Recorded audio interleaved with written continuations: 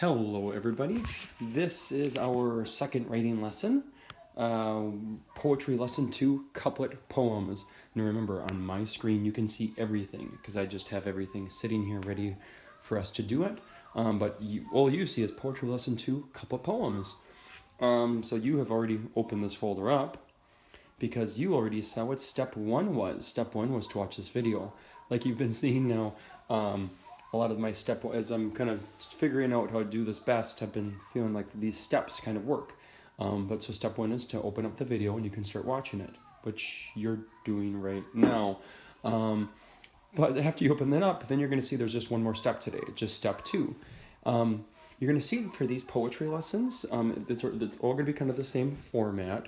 There's always going to be a video to watch for me to do my teaching, but then I'll also have a second step, step 2, for notes about the lesson. So after you're done, you can either rewatch the video again, or you can use my notes to help. So I'm going to do step 2, open this for notes about the lesson.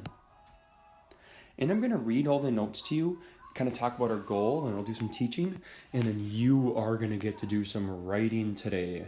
It's going to be awesome. But our goal, at the very top, it says, I can use rhyming. So read that with me. Ready?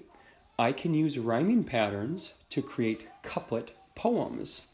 So a rhyming pattern is really just like rhyming.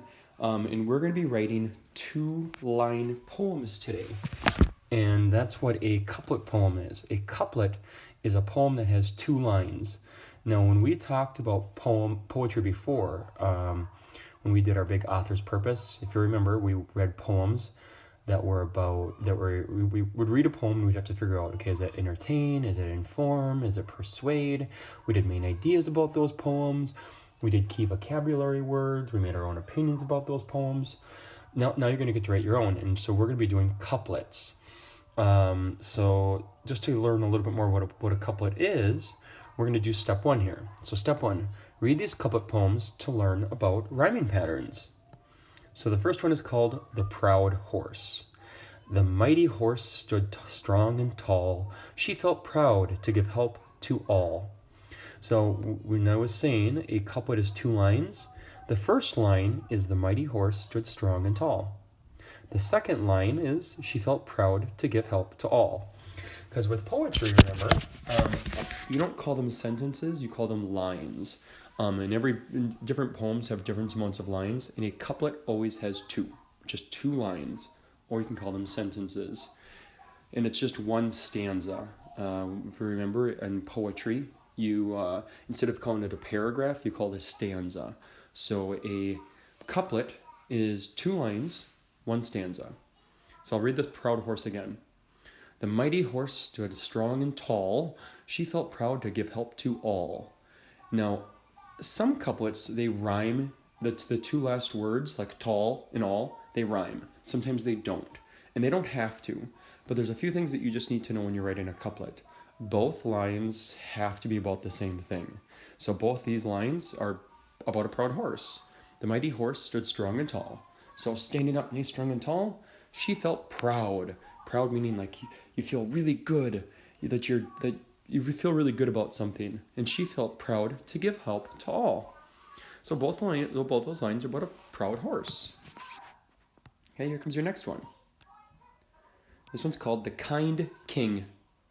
The young boy only spoke kind words and never did a mean thing.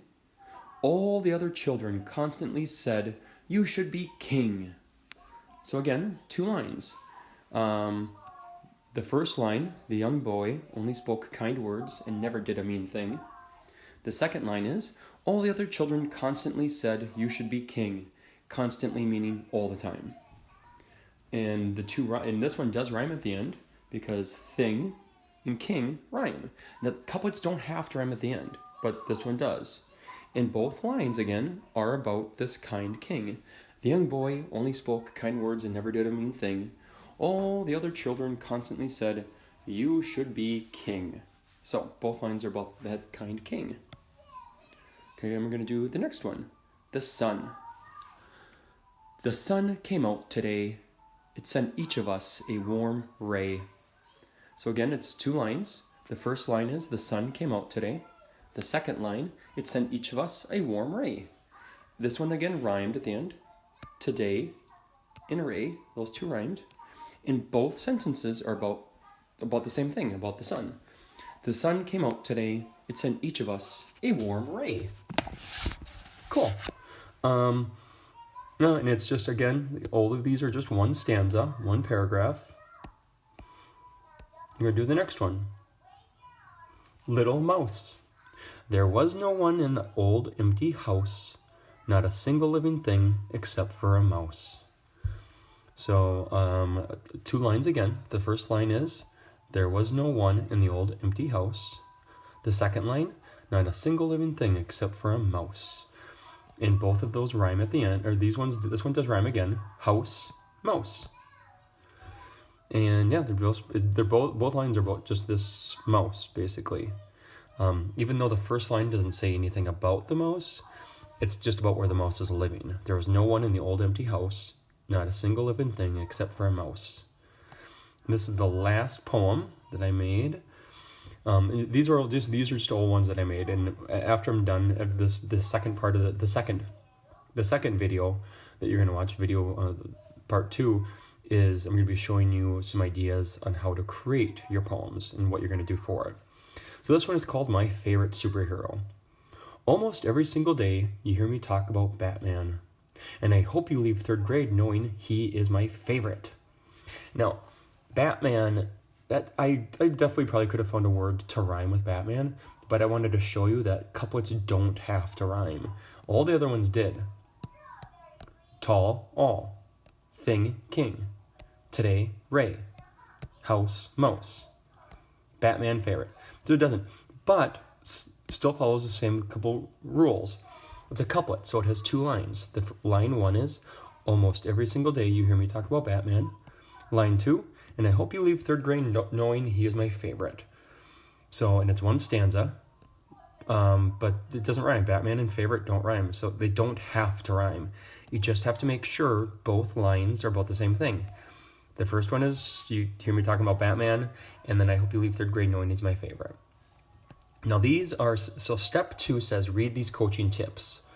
So these are things that can help you. So you can come back and reread this again, or you can rewatch the video again for these coaching tips. But the poems don't have to rhyme. Each line has to go together. So they don't have to rhyme, that one. Just each line, each couplet, they both have to go together. Like both these are about Batman. These are about this mouse living in an old house. This is about this, both lines are about the sun sending warm rays. This one's about this kind king. Basically, there's just this boy who's really nice and kind, and the first one's about just the strong horse being proud to give help to all. So just, it says each line has to go together. Then it says underneath that, right there, reread after. Reread after you're done writing to make sure your poems make sense. Huge, you have to reread it. I mean, usually during writing, we go through a whole editing stage and revising and editing where you and I talk to each other about it. We'll still be able to do that. It's going to be just very different, but so that's going to be even more important for you to reread after you're done writing to make sure your poems make sense. Your first line ends with a comma and the second line ends with a period. I almost forgot that. If you're going to notice, every single poem, the first line, the mighty horse stood strong and tall, comma, she felt proud to give help to all, period. The young boy only spoke kind words and never did a mean thing, comma. All the other children constantly said you should be king. That's an exclamation point, so you could do that too. The sun came out today, it sent each of us a warm ray. So the sun came out today, comma, it sent each of us a warm ray, period. There was no one in the old empty house, comma, not a single living thing except for a mouse, period. Almost every single day you hear me talk about Batman, comma, and I hope you leave 3rd grade knowing he's my favorite, exclamation point. So just make sure your first line ends with a comma and the second line ends with a period, or you can do an exclamation point, or you can do a question mark too. Last tip, write what you know about. That's going to make it way easier for you. Then step 3, write your own couplet poems on Seesaw. And that's what the second video is going to be. So you can go to part 2 to see what we're going to do next.